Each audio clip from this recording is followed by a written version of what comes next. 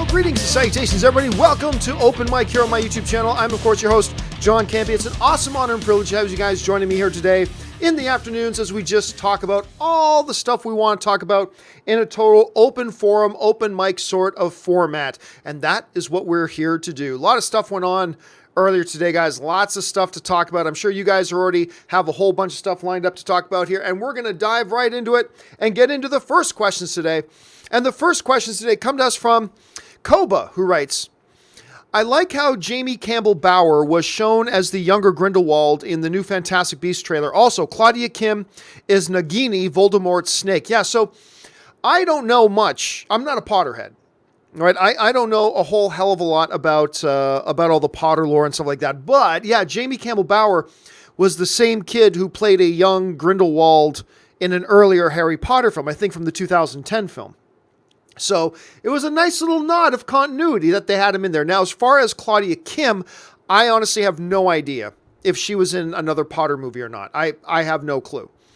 All I know was that she was the doctor that worked with the Avengers in Avengers Age of Ultron that had the crush on Thor. That's all I know her from. If she actually had a role to play, then that's fine.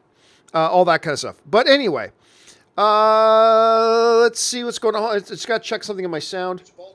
There we go.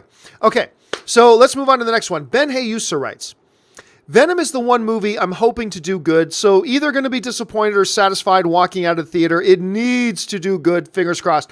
Me too, but as I talked about this morning, I lost a lot of faith that the movie's going to be any good. I'm still hoping it's good. I'm hoping it's great, but I'm not going to lie. I lost a lot of my faith in it. When I started hearing how late they were screening it for press and how late they were holding off the review embargo for. Now, that doesn't always mean something terrible. No, not always. But it's usually pretty something terrible. It's usually. Like It, a lot of people want to say It. Yes, It was one example you can mention from a year ago. And it turned out great. It did. But even then, the studio wasn't sure how the audience was going to respond to it. But still, that one was great. But yeah, it doesn't always 100% automatically mean that the movie is ass, but usually it does. And, this is a movie that needs positive word of mouth. It needs all the positivity it can get. And instead, they're holding off reviews and they're holding off showing it to people. To me, that's never a good sign, man. It's never good. It's never good. And usually it's pretty bad. So I'm going to be hoping with you, Ben. I'm just losing a lot of faith. All right, Ben follows that up with, and if Spidey / Tom Holland appears in it, I'm going to mark out, piss my pants, and mostly say, John, you son of a bitch, you were right. Doubt it, but it's possible. Well, now, just to be clear, what I said this morning, we talked about this on the John Campea show earlier. I did not say I thought Spider-Man was going to be in this movie. Let's be clear. So if he is, don't give me the credit. Right? Because I'm not saying I believe it. What I did say was, if Spider-Man appears in Venom, then that would totally explain and justify why Sony decided to hold off showing this movie to critics for so long and why they decided to keep the review embargo in place for so long. If, and that's a big if Tom Holland or Spider-Man is in this movie, that would explain everything. That's all I said. But I don't believe that's going to happen. And you know what? It's not just Spider-Man. If any MCU character shows up in this movie, and this movie ties a direct line between Venom and the MCU, to me, that would justify them holding off the reviews. Anything short of that is just straight up Sony not having any faith in this film. That's what I think. So let's wait and see. Let's wait and see what happens. All right. Jesse Jane writes, Hey John, love your show. Thank you so much, Jesse. Do you think Jurassic World 3 will be the last ever Jurassic movie, or will they go on? Well, I mean, it's all about the Benjamins, right? It's all about how much money does the next Jurassic World make. Look, they've done 2 Jurassic World movies. Both of them have joined the $1 billion club. If they put out a third one and it also joins the $1 billion club, then I have a very, very hard time believing they won't make a fourth. I have a very difficult time believing they won't make a fourth, or whatever their next incarnation of the Jurassic Park franchise will be.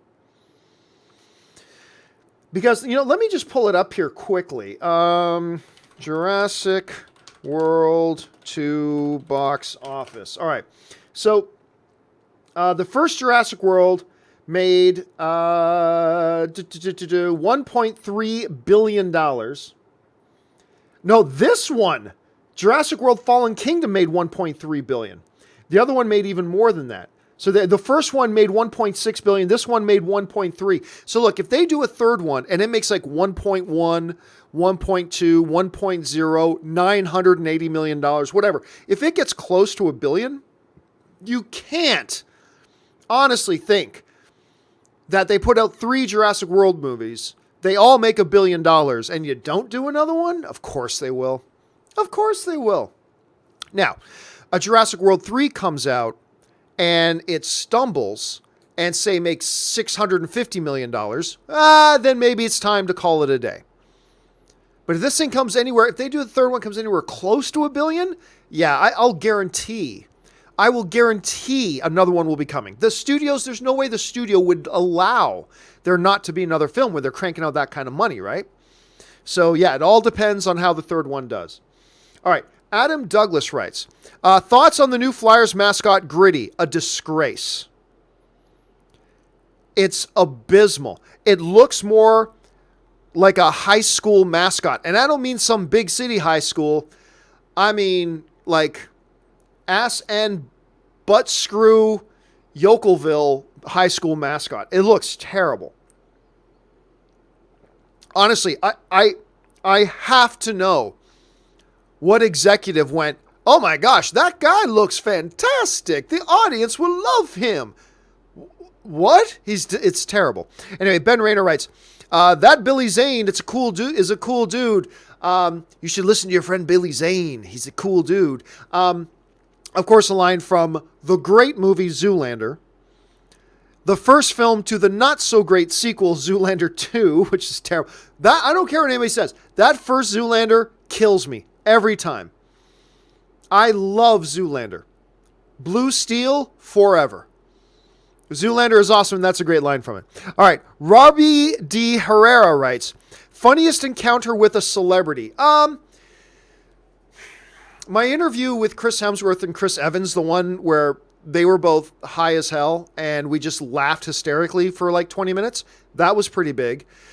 But I think the funniest, just when I think about it, the one I chuckle at the most, it's a real simple little one too.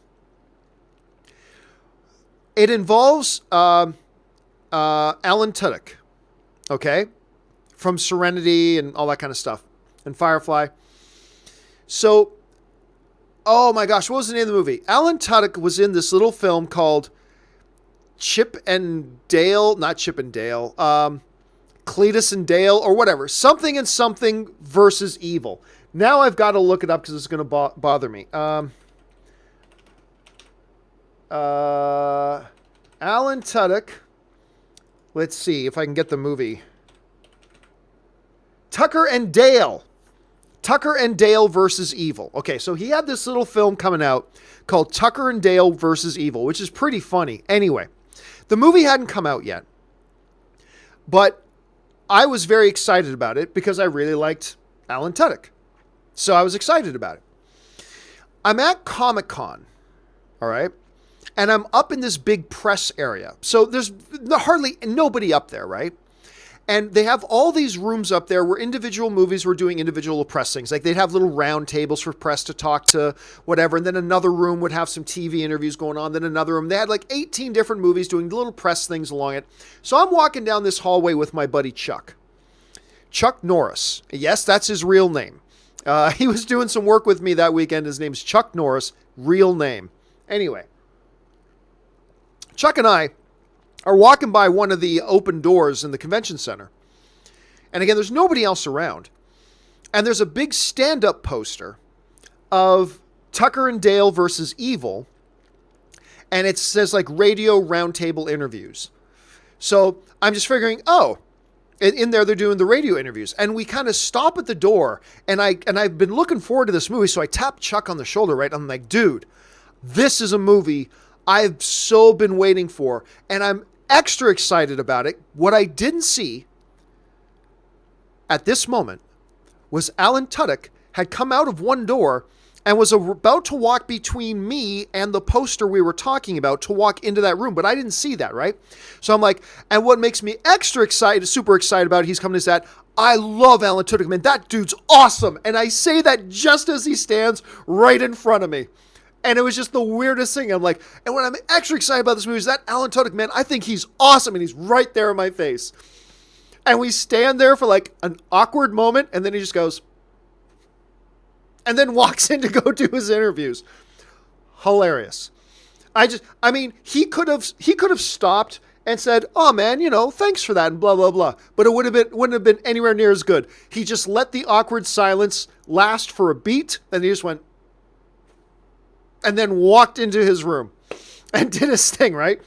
To me, that's the funniest random encounter I ever had with a celebrity. Funny story too.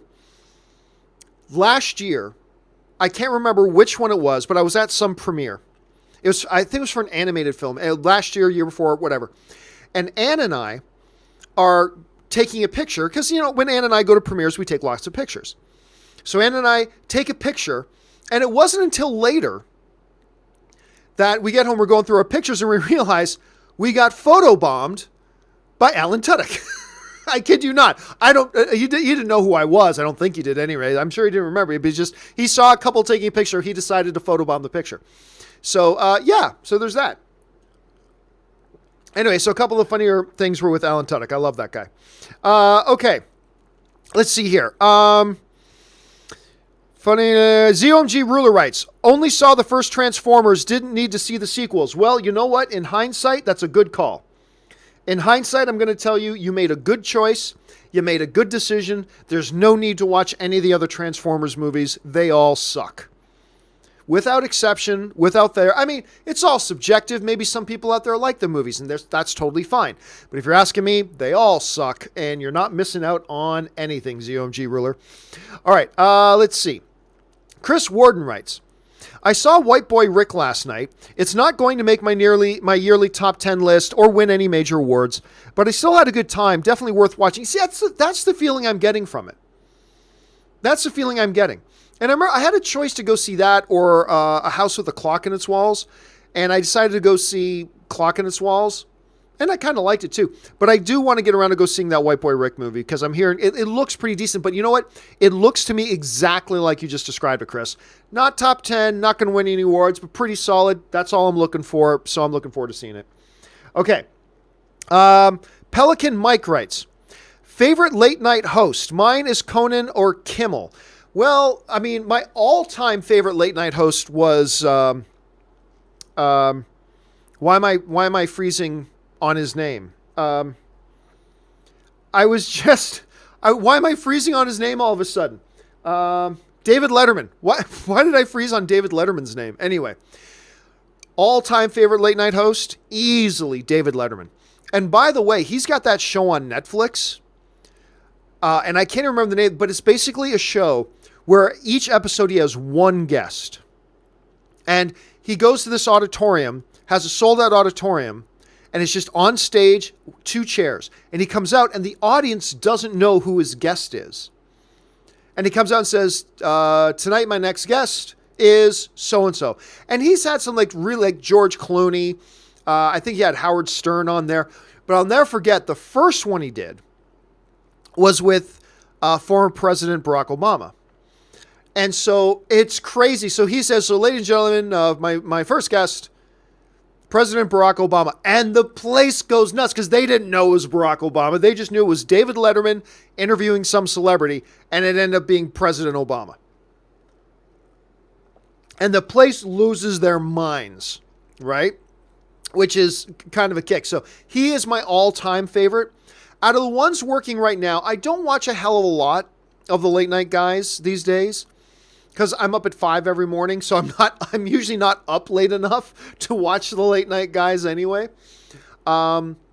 But I'd probably have to go with Kimmel. I'll go with Kimmel on that right now. There's a few of them I like. Like, I really like Corden. I think he's really good. I like the guy who used to be on The Daily Show with Jon Stewart. Anyway, I like a lot of these guys. Let's see. Where am I? Baby Boy 8603 writes, "Hey John, love the show. Thank you so much, Baby Boy. Will anything ever top either Titanic or Avatar worldwide? With ticket prices and being the way they are, nothing can still defeat them." Well, it's going to be a while.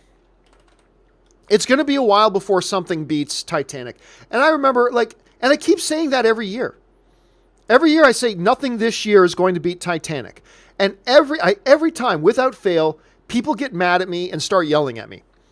John, this is before The Force Awakens. The Force Awakens is going to beat Titanic. The Force Awakens is going to beat Titanic. I'm like, it's not going to beat Titanic, guys. It's just not. And sure enough, it didn't. Then they say, oh, John, Avengers 3 will beat Titanic. I'm like, no, it's not. It's not even going to get close. And sure enough, it doesn't, and it doesn't even get close. Titanic, or I should say Avatar. Titanic, on the other hand, is catchable.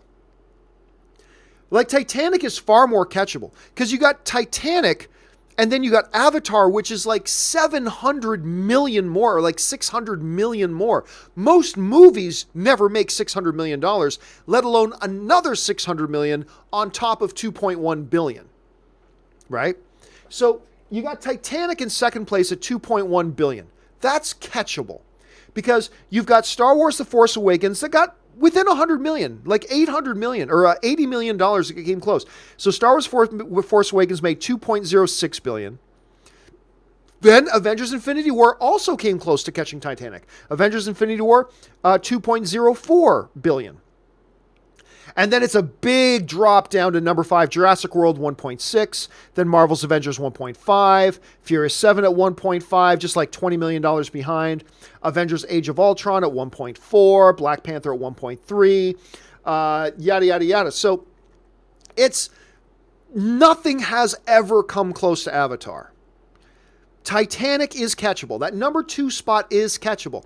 And I'll say this, I think Avengers 4 has a shot, I don't think it will, but it's got a shot at Titanic.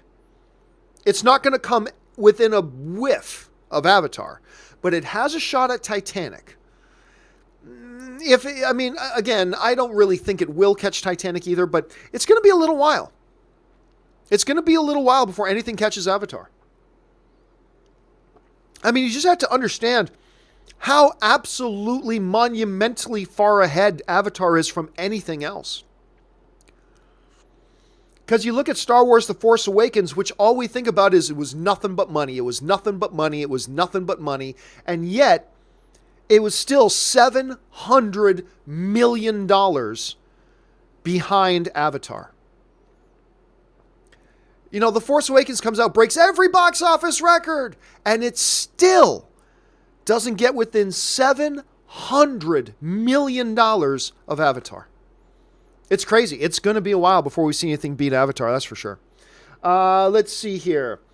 Aunt Banks writes, cracked my pelvis, but fixed now. Thanks, nanotech. I don't know if that's a movie quote. This is the thing with everybody liking to throw movie quotes at me now.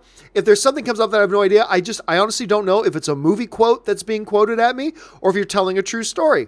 So I don't know what you're talking about, Aunt. If it's a true story, I'm glad your pelvis is feeling better. If it's a movie quote, it's going over my head. I don't know it. You stumped me.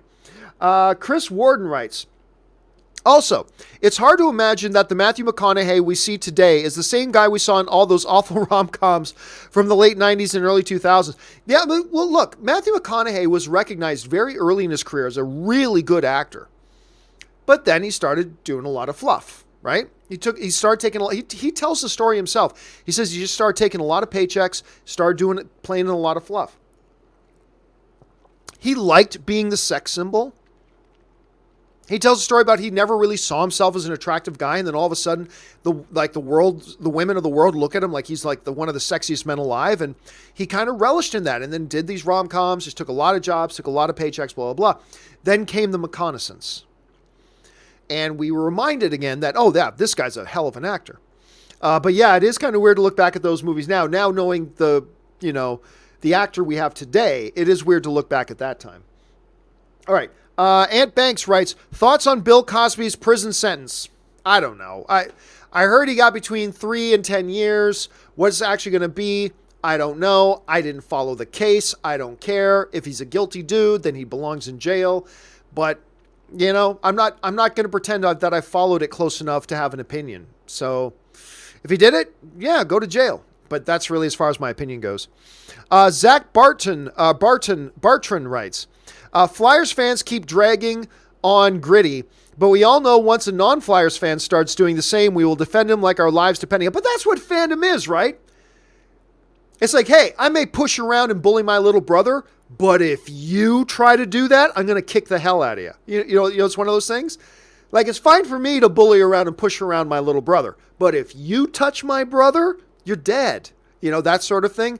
And so we kind of have that philosophy in fandom as well. It's sports, but it's sports fans. Okay, remember I said the other day that the people who complain most about a sports team are the biggest fans of that sports team. See, one of the things, because sports fandom is a little bit of a mature fandom, hard to call any fandom mature, but it matured as in aged. Sports fandom's a little bit more mature to the point that we understand that if we love something, that means we'll complain about it. A lot of film fandom still hasn't wrapped their head around that. Like, a lot of film fandom is, if I love something, we're never allowed to say, never say anything bad about this movie we like.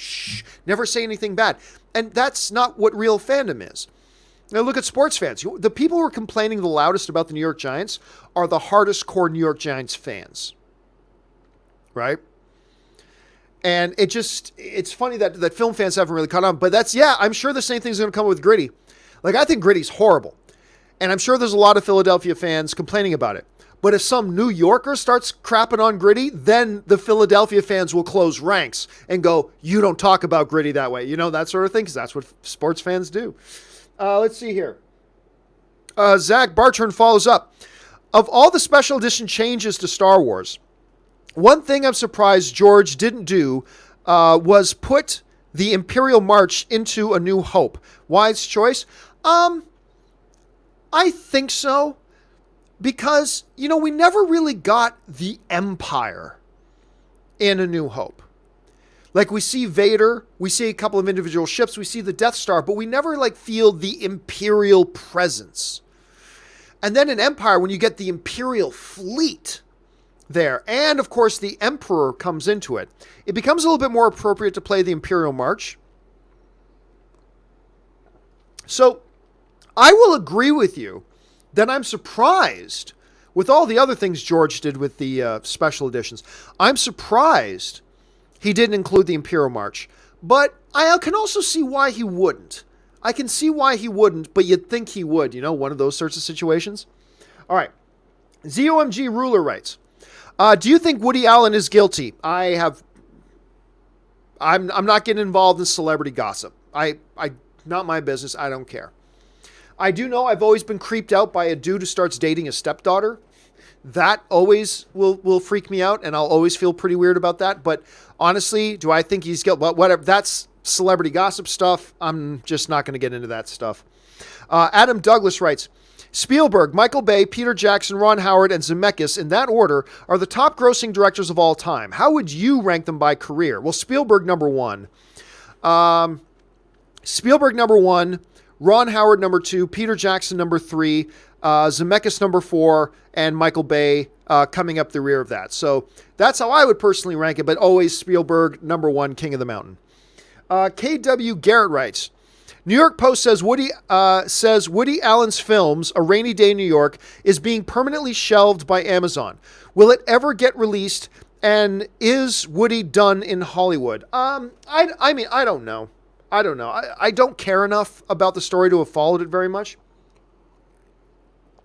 As far as will it ever get released?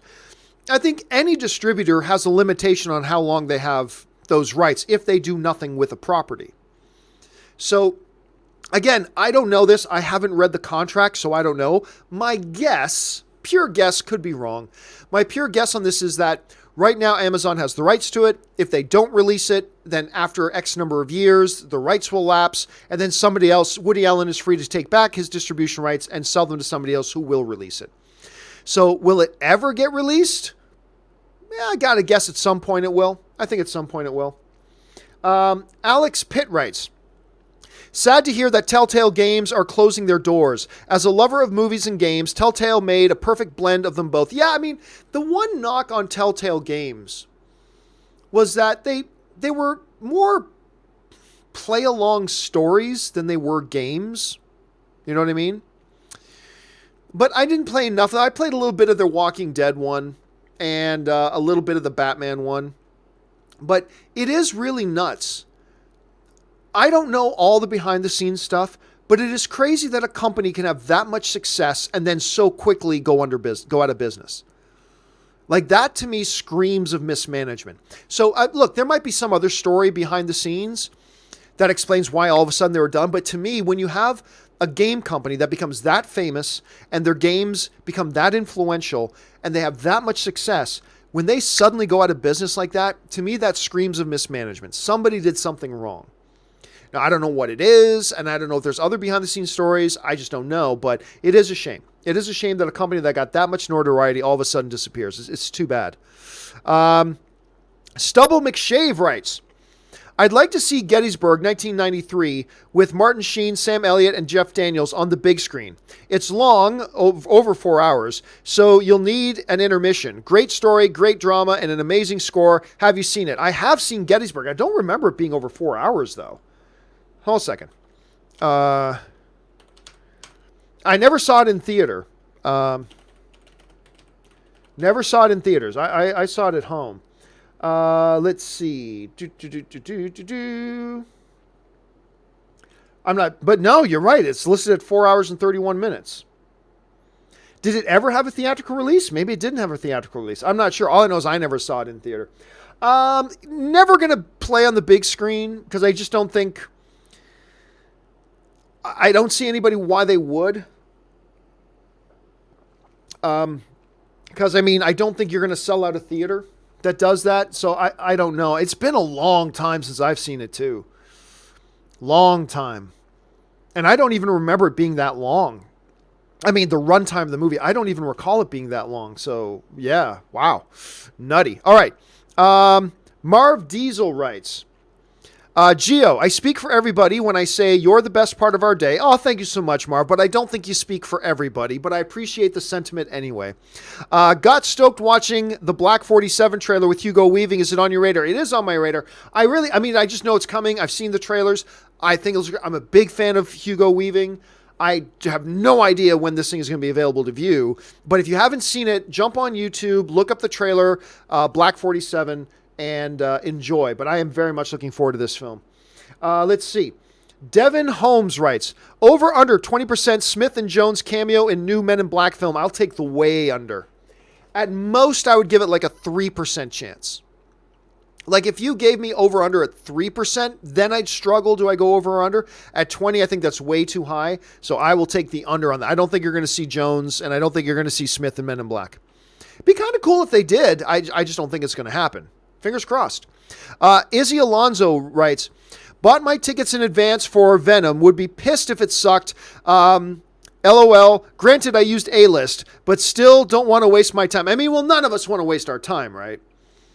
I mean, that's one of the things that always bothered me. Like when people say, oh, I hope that movie sucks. Why would you ever hope a movie sucks? What can you possibly benefit from a movie being bad? Why would anybody hope a movie is bad? It's the stupidest thing in the world to me. But yeah, none of us like to waste our time, man. I hope it's good. Again, I've just lost a lot of faith.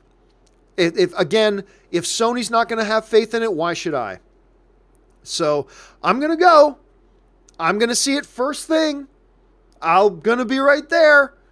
And maybe Spider-Man shows up and that completely explains why they kept the review embargo for so late. But short of that, man, I don't know. I'm bringing my expectations really far down, Izzy. Bringing my expectations really far down. But I, like you, also bought my ticket with A-List as well.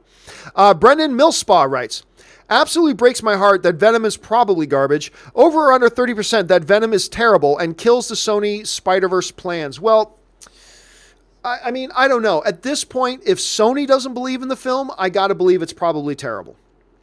And if it's terrible, that kills the Spider-Verse plans. And if that kills their Spider-Verse plans, then they're going to see themselves as having no other choice but to go and get Spider-Man back. Because if they go, we tried making movies without Spider-Man and it didn't work, so thank you very much for looking after Spider-Man for us, MCU, but we're bringing him back over to Sony. And that's probably what's going to happen.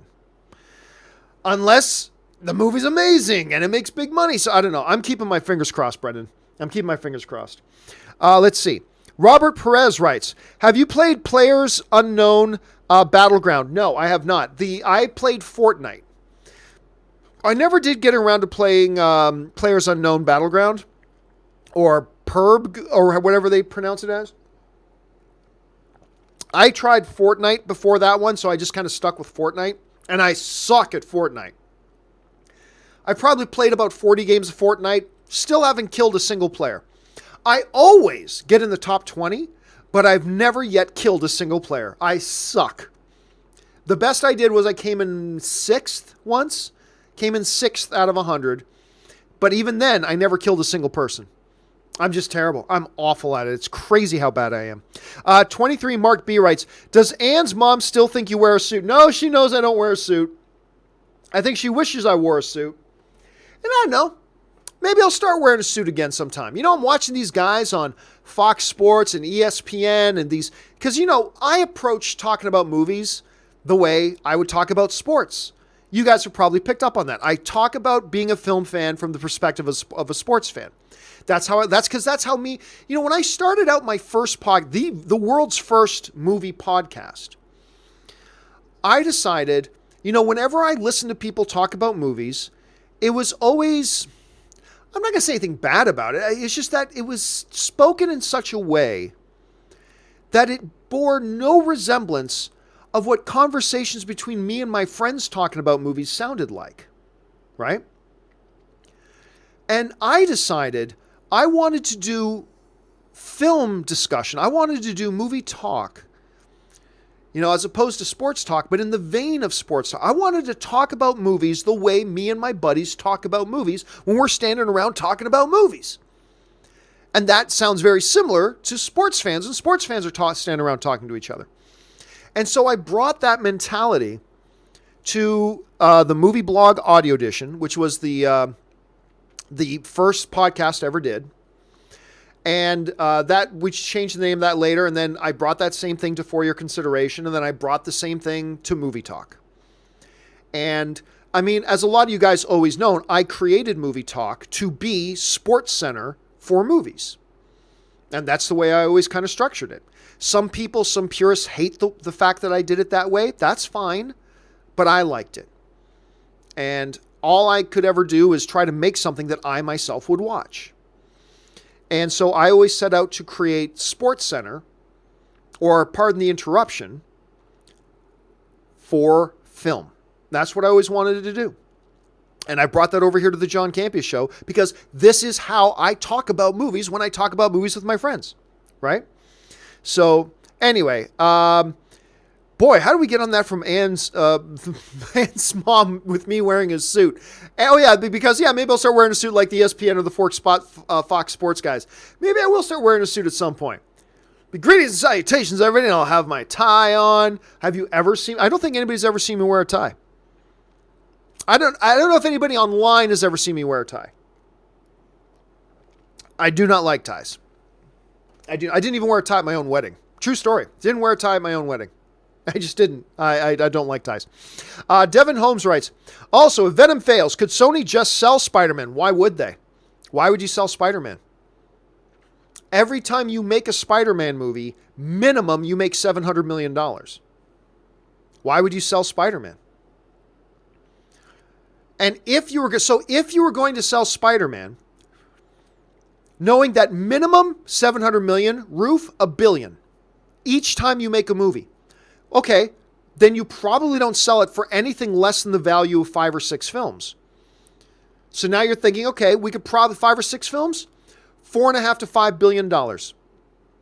Who's going to pay $4.5 to $5 billion for one character? Marvel's not going to. Marvel has a perfectly successful MCU without Spider-Man. Why would they part ways? And on top of that, Disney just spent $70 billion or more to buy Fox. So they don't have all this cabbage laying around. So if you're Sony, why would you sell Spider-Man unless it was for a really reasonable price that you're going to get effective value out of? And then at that price, who's going to pay for them?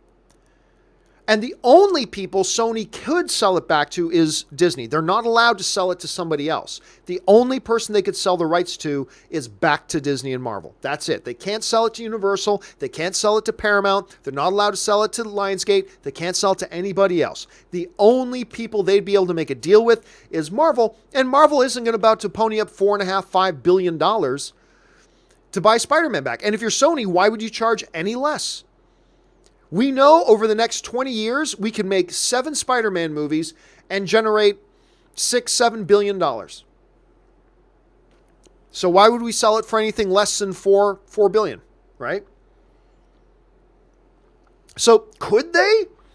Only back to Disney. But would they? I don't see why you would. Frankly, if you own Sony, if you thought about selling Spider-Man for anything less than like $4.5 billion, I'd say you're insane. You're absolutely certifiably insane if you had that property and you let it go for any less than that. And then at that price, who's going to buy it? I mean, so I don't know. It's a tricky scenario. Robert Perez writes, could you consider giving the Weekly Hero a villain name? Love your show and all your content. Thank you. I mean, like, it's got to be a name like that because the name designates this is a show about superhero stuff. Right? This is a show about superhero stuff. So with the Weekly Hero, that clearly designates that this is a show about superhero stuff.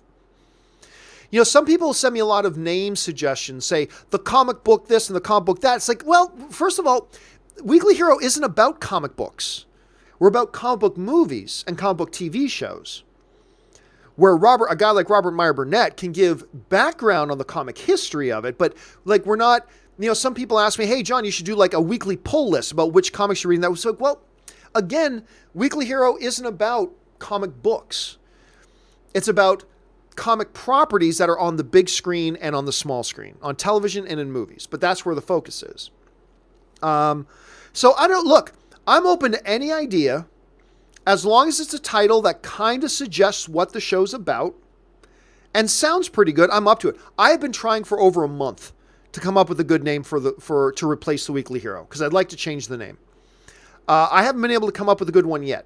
I haven't gotten any good ones yet from anybody. So if you guys have some ideas, even if it's villain slanted, I'm open to hearing it for sure. Izzy Alonso writes, people forget Spider-Man isn't only movie, it's toys, games, etc. Yeah, but I don't know that Sony has any of the juice with the toys and games. I don't know that they can make or they can license the toys or anything. I think somebody else gets that rights. It might even be Disney. I could be wrong about that. But that's why you see Marvel is able to put Spider-Man in animated TV shows and crap. Because there's certain things Sony has the rights to for Spider-Man, but they don't have all the Spider-Man rights for everything, right? So, but I'm not going to pretend that I know the ins and outs of that deal because quite frankly, I don't. Let's see. Dalton Burdett writes, did you happen to see the article in Forbes about Captain Marvel being set up to fail at the box office? And if so, do you agree? It brings up good points, but overall I disagree. No, I haven't read that article yet. I saw a headline for it, but frankly, again, you guys know how my days have been going. I get up at 5. I do the John Campea show at 9. I'm all wrapped by 10:30. Then I hit the road as fast as I can, drive out to Hollywood. I'm in Hollywood for about 3 hours. Then I haul-tail it back here to do open mic. So, and hopefully very, very soon, you know what? I can promise you this. By Friday, I'm going to be able to tell you what this thing is I've been working on. Either way, I'm going to be able to tell you that it's happening or it's not happening. But even if it's not happening, I'll tell you this thing I've been working on fell through. It's not going to happen, but here's what it was. And I'll finally let you guys know all the details about what it is. But I'm thinking by Friday, I'm going to be able to make that announcement. So keep your eyes open. But because of that, I just know I saw a headline for it, but I didn't read it. It does sound intriguing. I like the guys at Forbes when they're not spoiling stuff. I like the guys at Forbes, so I am very curious to read that article and see what their whole premise is. What's the theory behind the article. I'll check it out. I'll share my thoughts on. Maybe even tomorrow I'll talk about it on the John Campea show. I'm not promising that, but maybe I will. Let's see. I don't get likes, writes. Origin story on my surname or my username upcoming this week. That's cool because I always say whenever I don't like likes sends in a super chat, I'm always like, I like that. It's a great username, but I would be curious to hear the backstory. Hector Jeter writes, I envy you every time you go see John Williams live. Has he done Duel of the Fates with a live choir? Yes, he has. I can't imagine that feeling seeing it live. It is true, but you know what was even better than that? And that was great. This year at the John Williams concert, besides the fact that he brought out Steven Spielberg to narrate a bunch of it, which was awesome. I was almost in tears because Steven Spielberg is my all-time favorite filmmaker. I almost cried when they said Steven Spielberg was coming out on stage. I'm like, ah! Like I was just losing my mind. Anyway, what was even better than the Duel of the Fates thing was the concert ends, he takes his bow, he walks off stage. Everybody knows there's at least one encore. He comes back out, does another piece or two, bows and walks off stage. It's like, okay, come on, there's got to be one more because he still hasn't done the Imperial March. And he doesn't always do Superman. He doesn't always do the Raiders of the Lost Ark. He doesn't always do Jurassic Park. He doesn't always do Harry Potter. He doesn't always do a lot of things, but he always does the Imperial March. He always does the main Star Wars theme, and he always does the Imperial March. And he hadn't done it yet. And so we're kind of expecting him to come out and do one more encore. But instead of him walking out first, this U.S. Marine horn corps comes walking out. Like these Marines come out with their trumpets and horns, right? And they're on stage and I'm like, oh my God, are we about to get the Marines doing the Imperial March? And sure enough, John Williams comes walking back out and the Marines bring out their trumpets and ba ba ba ba ba ba. And it was like, ah, and the whole place, the whole like 17,000, I can't remember how many people sit at the Hollywood Bowl. Tens of thousands of people losing their minds to like not just the orchestra playing it, but you have this U.S. Marine Corps out there playing along. It was awesome, man. It was absolutely awesome. I've heard John Williams play the Imperial March 5 or 6 times, and it's always great. But there was just something a little bit extra about that. Having what's the U.S. Marine Semper Fi? Is that what they call it? I can't remember, but whatever. It was real special. It was real special them coming out and doing that with him. Yeah, we just freaked out, man. We freaked out. Okay, let's see. Ishman Faisal writes, any idea what James Gunn's secret movie that's releasing this November is about? I think it's being distributed by Sony. Honestly, no. My assumption is he's producing it. He didn't direct it. And I remember they were going to talk about it at Comic-Con, and then then everything hit the fan, and he didn't show up at Comic-Con and whatever. I think it's a horror. I'm going to assume it's a horror. Like that's really his roots is horror. So I'm going to guess, but honestly, not much. I am as curious about it, Ishmam, as you are. I am completely curious about it. I am dying to see it. It'll also be interesting to see how much they put his name on it. Because, there would have been a time we thought, they won't put his name on it now. But now with all the positive reception, all the positive support James Gunn's been getting, they may want to put his name on it. So I don't know. But it's going to be interesting to see. Ben Rayner writes, going to watch Gifted premiere tonight or soon. I'd love to watch it tonight. However, my wife Anne has never seen Office Space. What would you say it is you do here? My wife has never seen Office Space. And so last night, I can't remember what even brought Office Space up, but last night Anne and I we're getting ready for bed, and that kind of came up, and she's like, can we watch that tomorrow night? I'm like, done, baby. So I'm going to make dinner tonight, and Anne's going to get home from work probably around 7 o'clock. I'm going to make us dinner, and then she and I are going to sit down and watch Office Space. So I'm going to have to put off The Gifted probably till tomorrow, but I'm very excited. Gifted was my number one favorite new superhero show last year. And there were a number of really good ones. Gifted was great. Black Lightning was great. Runaways was great. I even liked Krypton. I mean, I didn't love Krypton, but I liked it. I thought, hey, this has got some upside to it. I dug it. I dug Krypton. So a lot of good stuff, but I think Gifted might have been my favorite. That or Runaways, I'm going to stick with Gifted. So I'm very curious to see it, very excited to see it. I'm just not going to be able to watch it tonight because it's movie night with my baby who's never seen Office Space. Hector, what would you do with $1 million? 2 chicks at once. Anyway, Hector Jeter writes, just saw Predator in Dolby with A-List. It wasn't as bad as I thought. Anyways, I think I know why it wasn't great. Christmas wasn't the setting. LOL, just kidding. Yeah, here's the thing. I was very disappointed with Predator, but you're not going to hear me calling it a complete disaster. There was redeemable. I think you'll probably, from hearing what you're saying, Hector, you probably agree with me. There were redeemable things about it. What little action there was pretty good action, especially the action involving the Predators. That stuff looked great. Some of the humor worked pretty well. Not all of it, but some of the humor worked pretty damn well. The point is, yes, it wasn't all that good, but there are redeeming elements to it. And if somebody were to say to me they liked it, yeah, I could get it. I would understand why. I mean, I don't like it. I wanted to like it. It's a Shane Black film, so I was desperate to like it, but I didn't like it. But I could totally see why somebody would, because even I, as somebody who didn't like the film, I acknowledge that there is some pretty good stuff in there. Just, unfortunately for me, there was more bad stuff to outweigh the good stuff. But that's, hey, you know what? That's films. Rock4042 writes, the one scene in Man of Steel that bothered me was when Superman told the general he was from Kansas. Other than that, great movie. Really? You didn't like that scene? It's funny you mentioned that, Rock, because there are a number of people I know who don't like Man of Steel that do like that scene.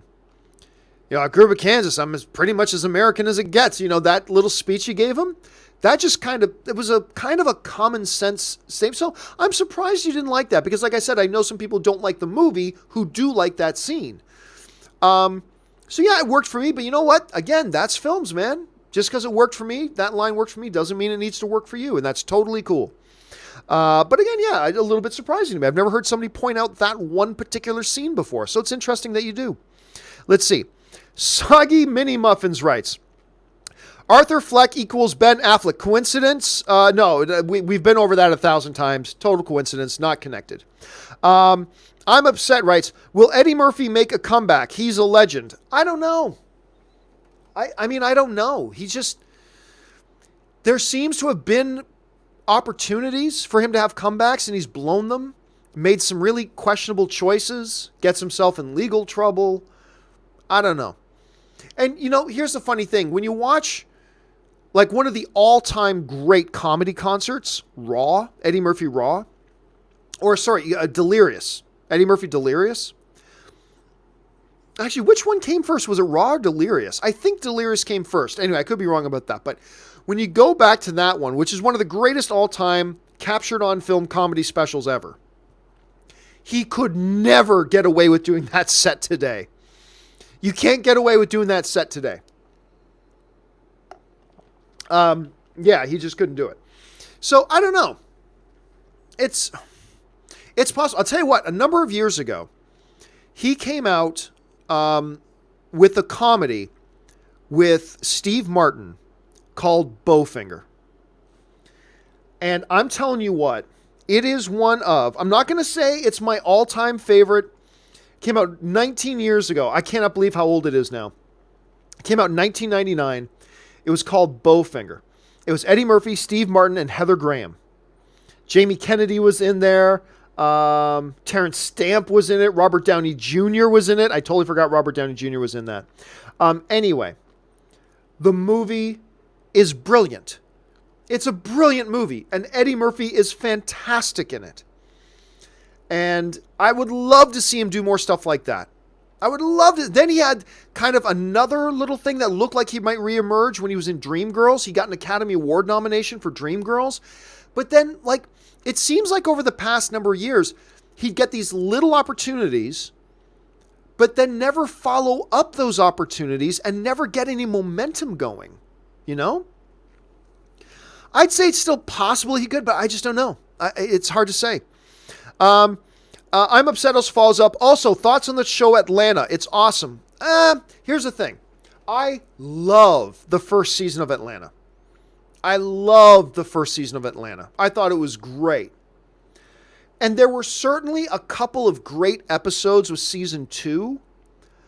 But overall, I personally felt like season 2 was a big step down. I thought season 2 was a big step down from season 1.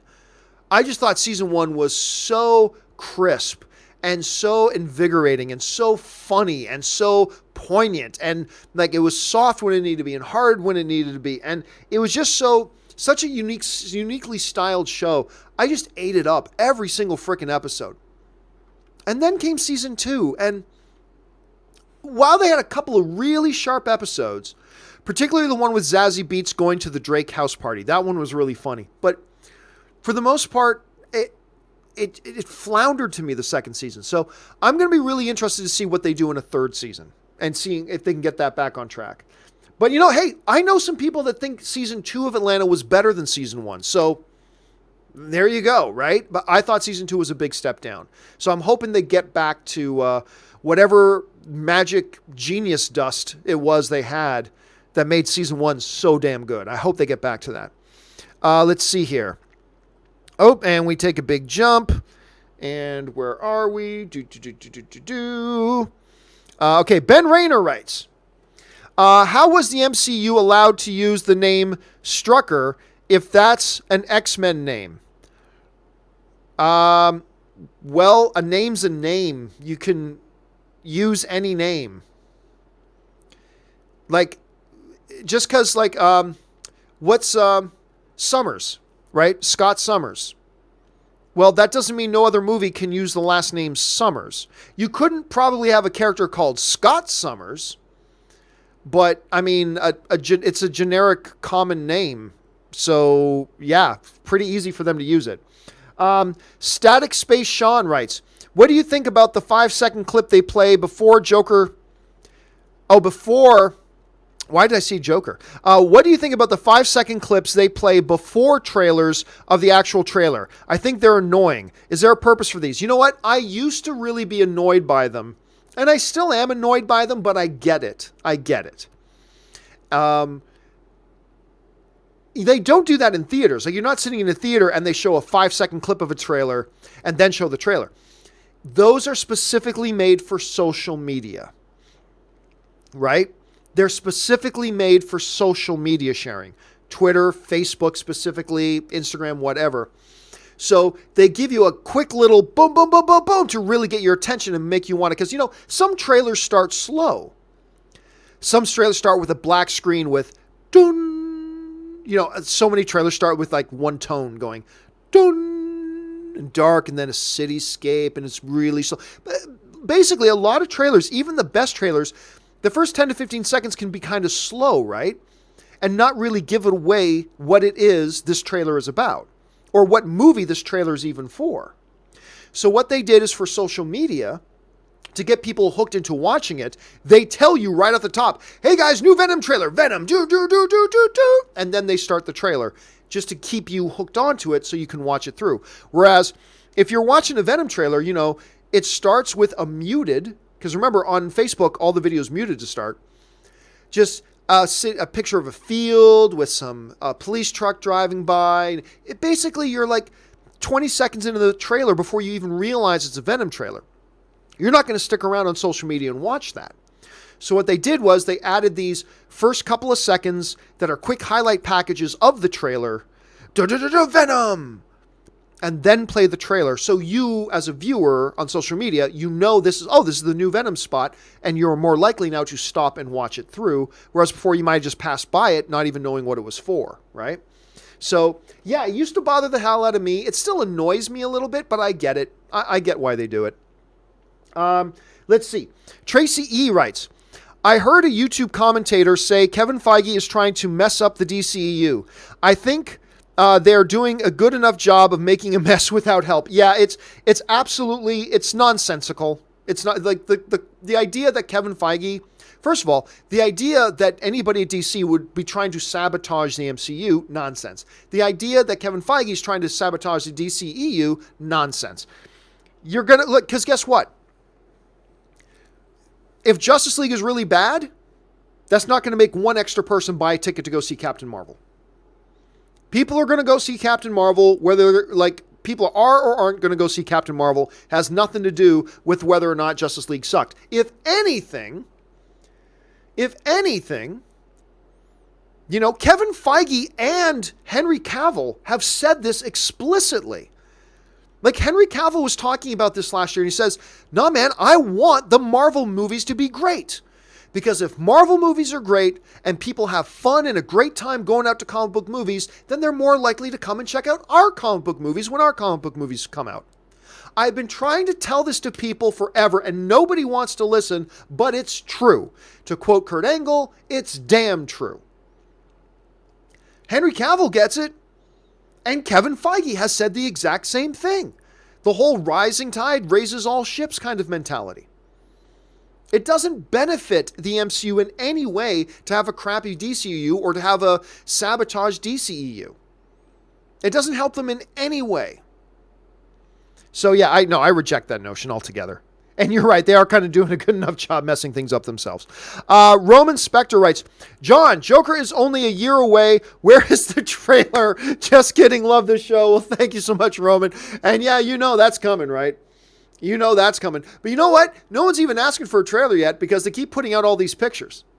Now, I expect that they're going to stop putting these pictures out, but they're just putting all these pictures out right now just to put it on everybody's radar. Hey, everybody, this movie's coming. It really is happening. You heard about it, and it is happening. Look, we're shooting it. We even have pictures from set. Once that's done, I think we're going to go months without seeing or hearing anything from the Joker film. But it is really weird to think about it, right? We are basically just a year away from that movie.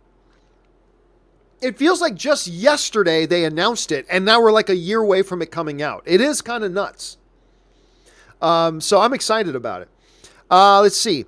Sveen86 writes, I think that Yuri Lowenthal is my new favorite Spider-Man. Spider-Man PS4. Is that the guy who does motion capture and does the voice of Spider-Man? I watched about 30 minutes of Spider-Man 4. Spider-Man PS4, I should say. Spider-Man 4. Spider-Man PS4. I watched about 30 minutes of Spider-Man PS4. And, I'm liking what I'm seeing so far. I'm not going crazy for it like I was for Last of Us or Uncharted, but I'm liking what I'm seeing so far. I still got like 6 hours to go in it, but I got about 30 minutes into it. Yeah, I'm liking what I'm seeing so far. Timo James writes, Hey, John, any opinion on the movie Sunshine? One of my favorites of all time, seems underrated and underappreciated. Cheers. If it's the film I'm thinking of, let me just make sure.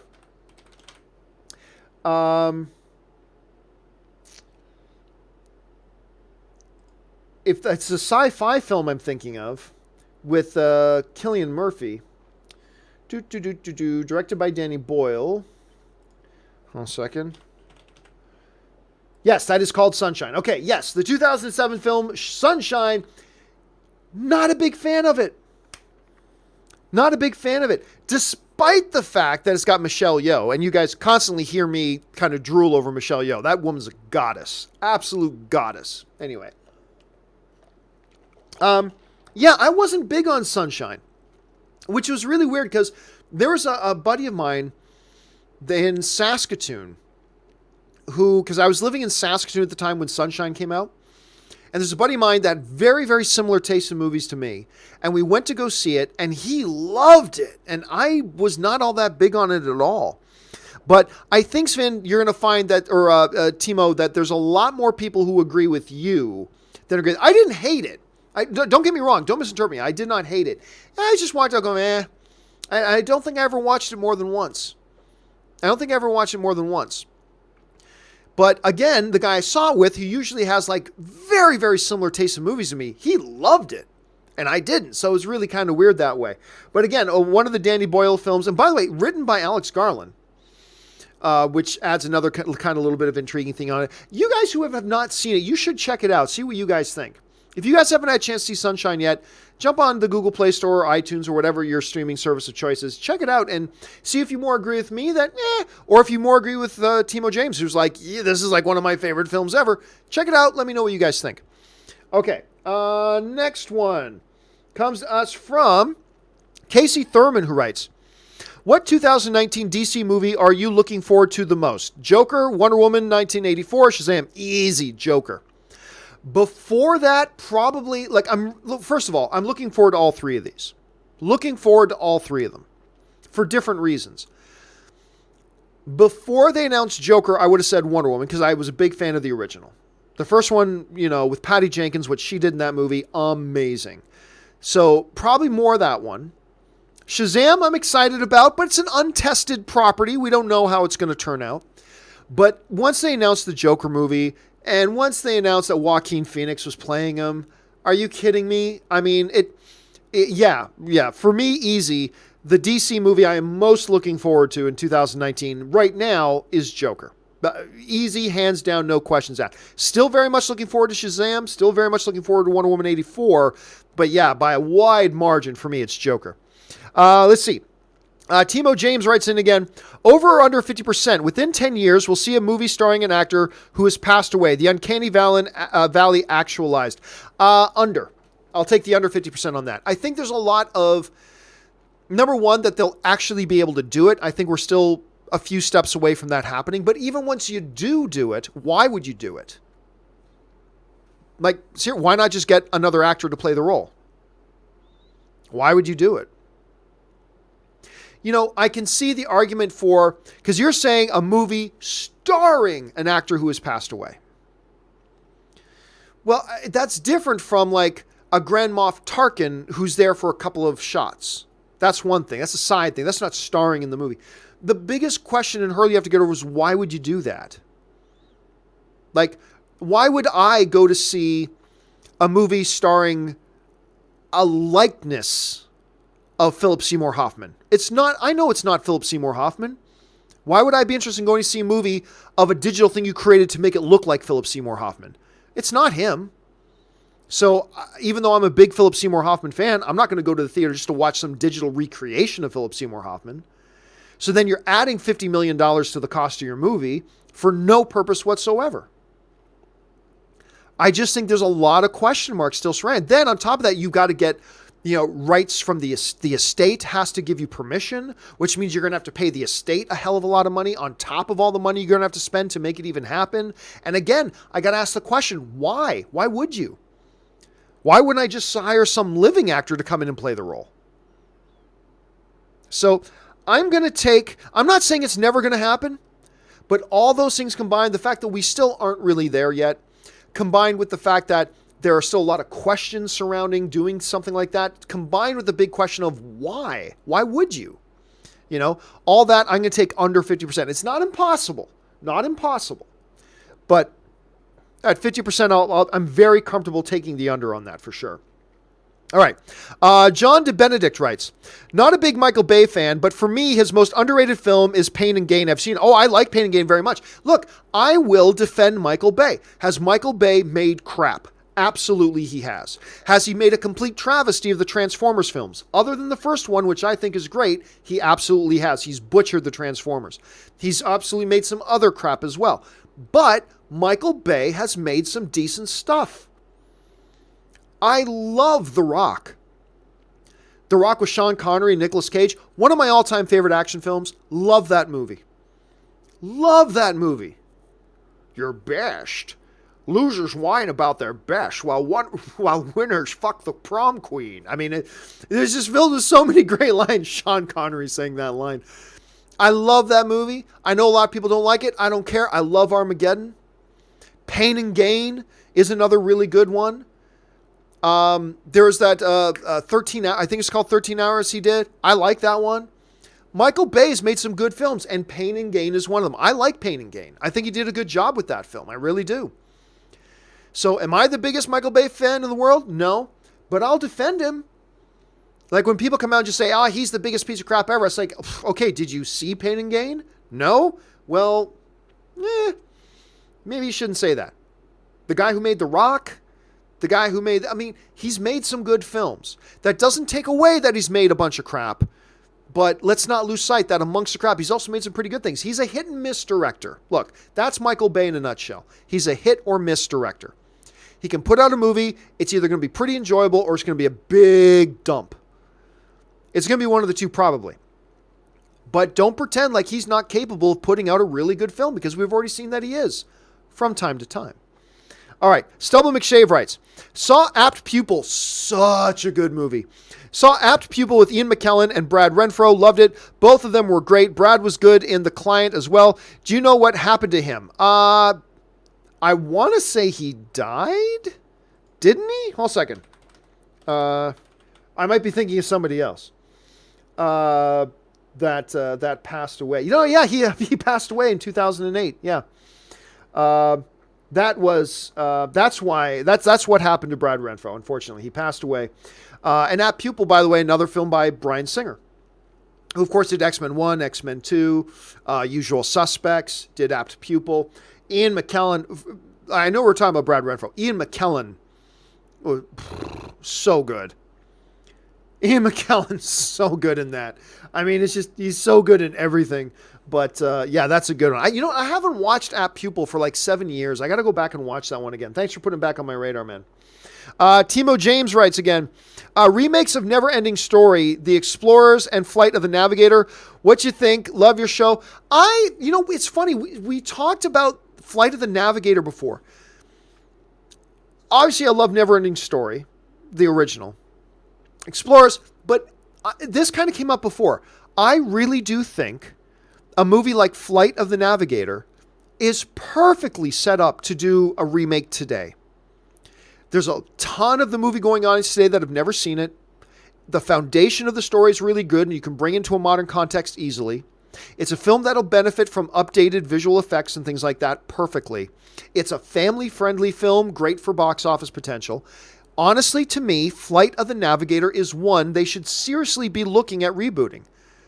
Like, seriously looking at rebooting. So all the ones you mentioned, Timo, are definitely have potential, but the one I would go for is Flight of the Navigator, because it's just one that makes sense to me. I think it's time to do a Flight of the Navigator reboot. And to all those playing saying, no, the original's so good. Well, the original will still be there. Don't worry about it. Let them do a remake. And if it sucks, it sucks. Who cares? You still have the original. But yeah, I'm all for them doing one for Flight of the Navigator. Absolutely. Mike Hill writes, Manchester United lost to Derby County at home. I don't know anything about soccer, so I have no comment at that. What I can say is I know who Manchester United is, but I don't even know who Derby County is, so I'm guessing that was considered a pretty bad upset. I'll take it at that. Let's see. James Hardy writes, Kevin Smith, who was working on Blu-ray stuff for Venom, mentioned major Act 3 surprise. No further comment. Spidey? Well, I talked this morning on the show that the only reason I think there is any possibility that Spider-Man shows up is the fact that Spider-Man showing up in Venom would explain why they are holding off on reviews so late. And why they're waiting so long to show it to critics. Because right now, the only explanation for that is that Sony has no faith in this film. Unless Spider-Man, Tom Holland, or some other connection to the MCU happens to pop up in the film. If that's the case, then I could totally understand why you would hold off showing this to critics and why you're putting, because that would be major, that would be significant, that would totally justify the move. Now, I still don't think that's what's going to happen, but it's the only alternative theory. It's the only alternative possibility here other than Sony just straight up has no faith in this film. So we're not all that far away now, guys. About a week away, a little over a week away. We'll know soon enough. Ben Sultan writes, do you think Paramount sells the rights to The Last Airbender and just give up the property? I don't know, because honestly, first of all, I don't know what the nature of the deal is. I honestly don't know what the nature of it is. So to say, do I think Paramount sells the rights? I don't know. I don't even know that they can sell the rights. I don't know anything about the deal whatsoever. So I just don't know. I know this. Nobody wants it. Nobody would want it. We know there's a Netflix series coming, being made by the guys who were the executive producers of that horrible M. Night Shyamalan version of the movie, but they were also the showrunners. I think a lot of people will be very interested to see what happens there. If the show turns out well and is well received, maybe you'll hear about Paramount wanting to get another movie project going.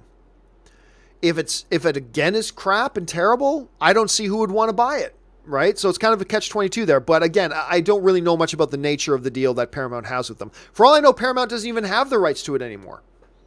I don't know. Maybe nobody has them and nobody wants them. I simply don't know at this point. So I'll have to defer on that, I should say. All right. Bryce Walters writes, when are you going to see Venom? I'm going to go see Venom on the 4th. I do not go to press screenings anymore. I find them mostly to be a waste of time. There are some exceptions. When they do press screenings here in Burbank, I'll go to it. So if they do a press screening at the AMC Burbank 16, or just up the street at the Warner Brothers lot, or just up the street at the Disney lot, because they're all here in Burbank. If they're there, I'll go to see press screenings. Otherwise, I don't bother. Because a lot of the press screenings, I live in Burbank. A lot of the press screenings are done in Century City, at the AMC Century City. Some of them are in Beverly Hills, some of them, whatever. With LA traffic, it's just like an hour to get there, an hour and a half to get home. I don't want to spend 2.5 hours in the car just so I can see a movie a couple of days early. There would be exceptions to that. Sure, Avengers 4, exception. A Star Wars movie, exception. But honestly, for the most part, no. So honestly, a few months ago, I just stopped accepting press screening invites. And I stopped sending in requests for press screenings. So maybe I'll get into watching them or going back to them again someday. Maybe. But for now, I'm perfectly happy just to go with the crowd on Thursday, October. I've got my ticket for Thursday, October 4th at 4 p.m. So not this Thursday, but next Thursday, 5 p.m. I should say, 5 p.m. at the AMC Burbank 16. That's when I'm going to go see Venom. So, and apparently the review embargo isn't until the night before anyway, so no big loss. D-Man05 writes, Chloe Zhao directing Eternals for Marvel. Thoughts? None. I don't know anything about that. Is that a new thing? Hold on a second.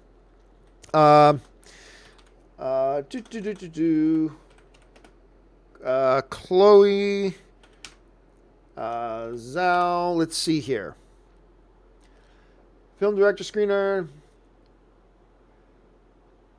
Oh, I see. You're suggesting she do it? Or have they announced that she's doing it? Oh, no, there it is. Oh, it came out earlier today. Zhao to direct the Eternals. Movie news. Okay.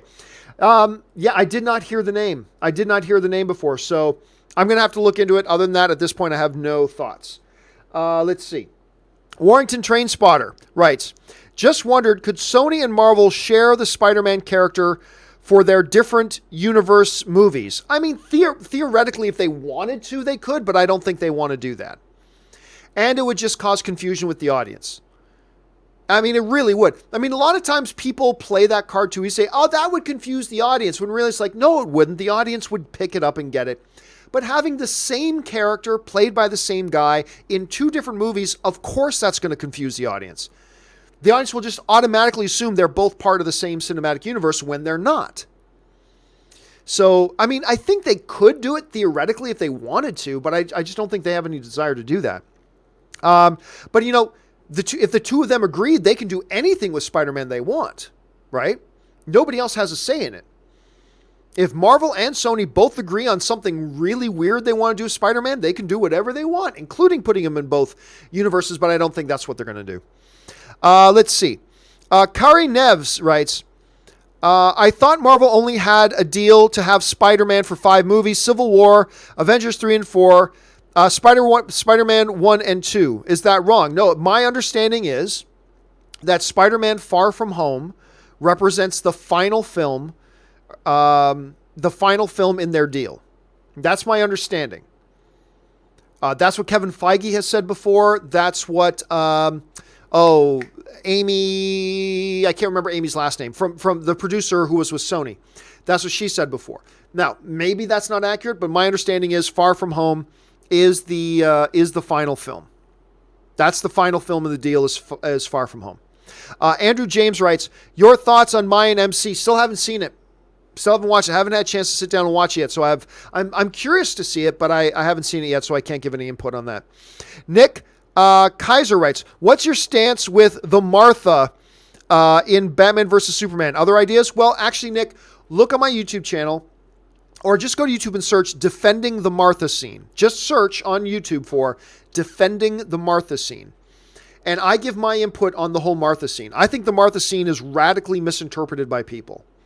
And I did a video explaining what I think was going on in that scene and why it was so kind of hit so hard. I can totally get why people mock it. I do. I mock it from time to time. But I actually give a defense of the Martha scene. I won't go into it all again here, but search YouTube for Defending the Martha Scene, and my video should be the first one that pops up. Let's see. Ben Rayner writes, over under 2% dusting happens at the end of Venom. I will take the big under on that. Big, massive under on that. I don't think that's going to happen at all. All right, guys, that will do it. We went a little bit overtime. That's okay. That'll do it for today's installment of Oprah Mike. Thank you guys for being here today and joining me on this wonderful odyssey of being film fans and just chatting about films and all that kind of stuff. I'm glad you guys came along for the ride. Don't forget, tomorrow morning, guys, the John Campea Show is back on at 9 a.m. Pacific Standard Time. Make sure you guys join me there for that. That'll do it for me for now, guys. Thank you so much again for being here. My name's John Campea, and until the next video, bye-bye.